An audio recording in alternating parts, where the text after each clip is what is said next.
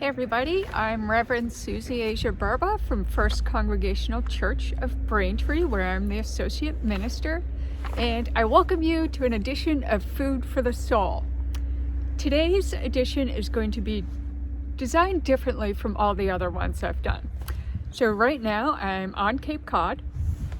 There we have water behind me, and we're going to journey along the Cape.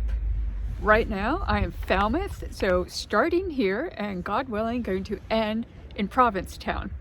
So weather has a little bit to do with what goes on. Rain is supposed to hold off, though we're potentially, as I get out to P-Town, going to get a lot of wind.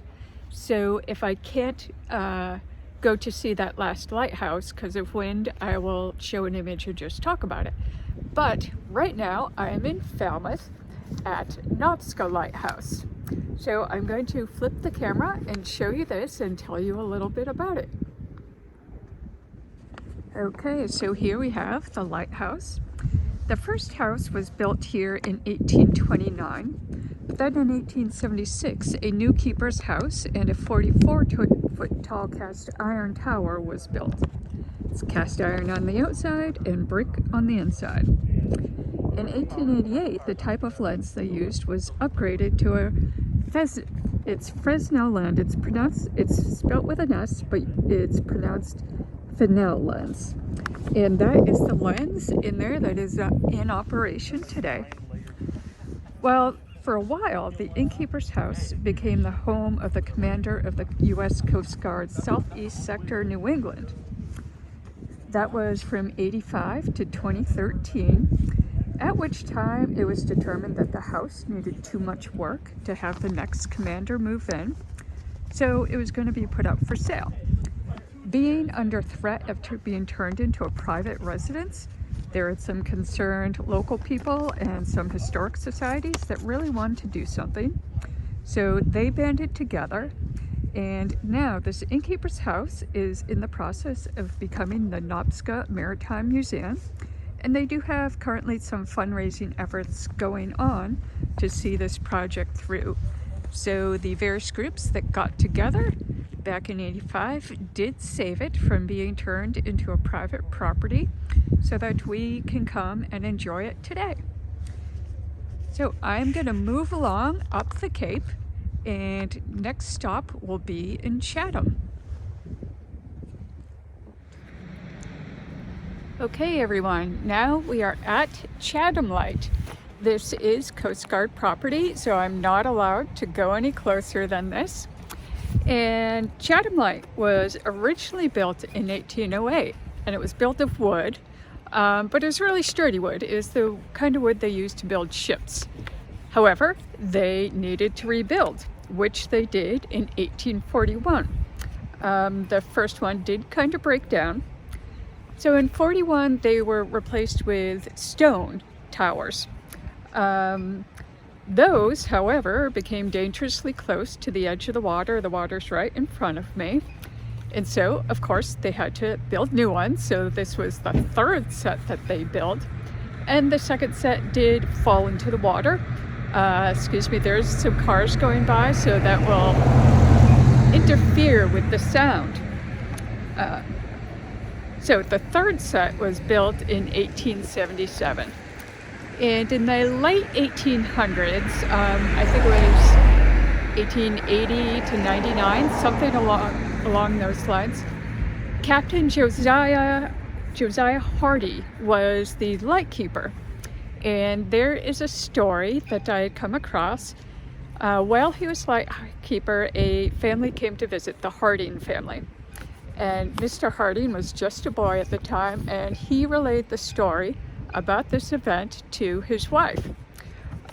So this is what she writes about it. Mrs. Harding reported, "My husband Herman and Captain Josiah Hardy's son Samuel were playing near the light when the veteran white-whiskered lightkeeper strode over to them.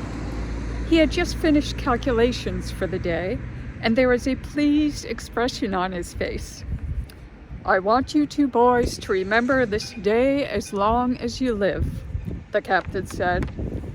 'I have seen as many ships today as there are days in the year.'"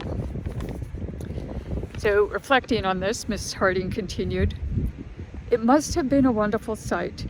Those 365 barks, brigs, schooners, and ships as they sailed to all ports of the world from Chatham Light." So today, she said, when a sail is raised from Chatham Bluff, it is considered an event. And there is almost a score of days every month when no sail lends its enchantment to the horizon. I also learned there are plenty of stories from this place about ghost ships that would lead other ships into dangerous areas to their peril, where they became yet another shipwreck on the bottom of the ocean.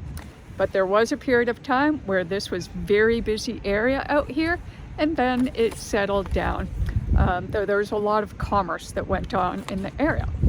So I had said there were 2 lighthouses here, but you see one. So I will say more about the other one a little bit later. Let's move along. Okay, now I am just off of Nauset Beach, and so in the 1800s there's plenty of shipwrecks out off the beach. There's Nauset Bar, I'm not sure how far offshore, and so a petition was submitted to Congress asking for a lighthouse to be built. In 1837 that was approved. And why build one lighthouse when you can build 3? I don't know what the purpose of that was. So Three Sisters Lighthouses was built. And they got that nickname because from out in the water, looking at them, they look like 3 women in white dresses and black hats. So of course, as is how it goes, the original lighthouses came into poor repair, fell into the ocean, and 3 others were built. These were wood and built on movable platforms. So they were together, and then at a certain point, the powers that be were downsizing lighthouses in different areas, and so places that had more than one, they would turn it into just one operating lighthouse. So the others got moved, sold, or 2 of them got moved and sold, became part of a private cottage, and the one main lighthouse remained. However, it didn't stay that way. So let me show you something, and the camera will wiggle a bit when I do this. I said there was one left, but let me show you 1, 2, that's the one we were just looking at, and 3. What happened is, the one lighthouse that they had wasn't working anymore. So they made plans for something else. And in 1975, the National Park Service took over this area. So we are on the Cape Cod Seashore National Park. And the Park Service made plans to reunite the 3 sisters. And they did. They put them in the original configuration that they were when they were first put up. So they're in a different spot. We're a little bit further from the beach. But now we're going to go and see what they did, given that what was here did not work.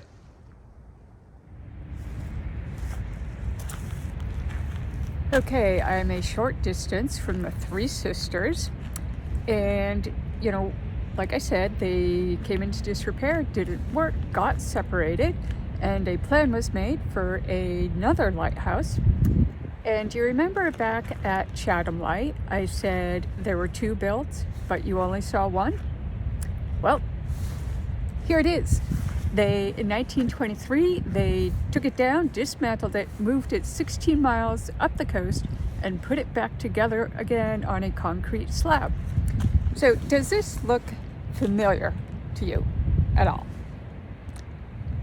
This is the iconic Cape Cod Lighthouse, and it is the image that you will find on a bag of Cape Cod potato chips. We do have 2 more sites to get to. One of them is a little iffy. I hope to get there.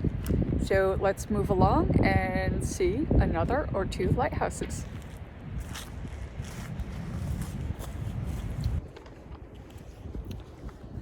I am still on the Cape Cod National Seashore, this time in North Truro. What you see behind me is Highland Light, also called Cape Cod Light. There's some restoration going on, and this lighthouse is a little bit older than the others we've looked at. It was commissioned by George Washington in 1897. This tower is the second one that was built here. It's made of brick and 66 feet tall. Henry Thoreau was a frequent visitor, and he wrote an essay about this tower, which I will read a segment from that. It was said in 1794 that more vessels were cast away on the east shore of Truro than anywhere in Barnstable County. Notwithstanding that this lighthouse has since been erected, after almost every storm we read of one or more vessels wrecked here, and sometimes more than a dozen wrecks are visible from this point at one time. The inhabitants hear the crash of vessels going to pieces as they sit round their hearth, and they commonly date from some memorable shipwreck. If the history of this beach could be written from beginning to end, it would be a thrilling page in the history of commerce. We have one more stop to make, and then we'll have our spiritual reflection, and that will conclude today's journey. About 30 years after those renovations, it was discovered they weren't quite good enough, and a cast iron tower was built, as well as the upgraded innkeeper's house. One unique thing about this place is you can come and stay overnight. You can rent a room nightly at the innkeeper's house, and you can see a little bit over to the side here, the Whistler House, which is a weekly rental. So if you're interested in doing that, you can check it out online. And what we're going to do now is go to a warmer place and think about light and the concept of light and how it applies to our life as Christians.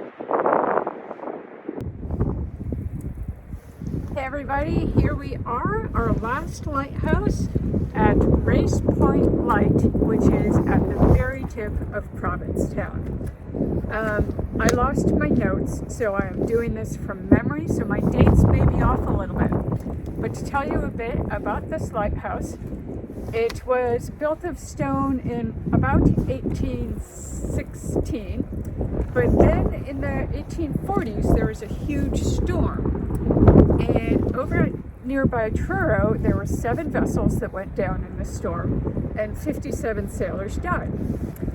And so from there, they were concerned about the integrity of this lighthouse, wanting to make sure it was up to par and working okay. They found it needed some help, so renovations were done. One of the things they did, they put in the Fresnel lens, which you've heard of that already, and they also put in a fog bell. Thing is, those didn't end up doing the trick fully. Hey everybody, here we are for our last segment of this Food for the Soul about lighthouses. Right now I'm on Nauset Beach, part of the Cape Cod National Seashore. Again, it's really fabulous any time of year, even in the dead of winter. So I want to share one more thing about the lighthouses. I mentioned the Fresnel lens that all of the lighthouses had at one point or another. So the science behind how these lenses work is very similar. It's basically the same science as how a telescope works. It's just in the opposite direction. So a telescope takes light rays and refracts them or bends them so that faraway objects appear close. Well, the Fresnel lens or other lenses in lighthouses are wrapped around the light source, and they concentrate the light rays to create a beacon that shines 20, 30 plus miles offshore. So, with that in mind, I'm going to read Matthew 5:14 through 16. You are the light of the world. A city built on a hill cannot be hid. No one, after lighting a lamp, puts it under the bushel basket, but on the lampstand, where it gives light to all the house. In the same way, let your light shine before others, so that they may see your good works and give glory to your Father in heaven. In a lighthouse, the light itself isn't all that impressive. I mean, if you think about it, at one time in history, it was merely a kerosene lamp. The real work is done by the lamps. God puts a light inside of each of us. We each have a light inside of our heart. And the work of making that light shine for others is through us, through our words and our actions. So we don't want to keep the light to ourselves. Sometimes we can lose touch with that light, and there are ways to tap into it again. One very important way is through prayer. Just being in relationship with God, even if it's sloppy, even if you're not sure what to say, it really doesn't matter. Just be in relationship with God. That helps you get in touch with the light. Another thing is through just acts of kindness. Our acts of kindness not only help others, but it helps ourselves.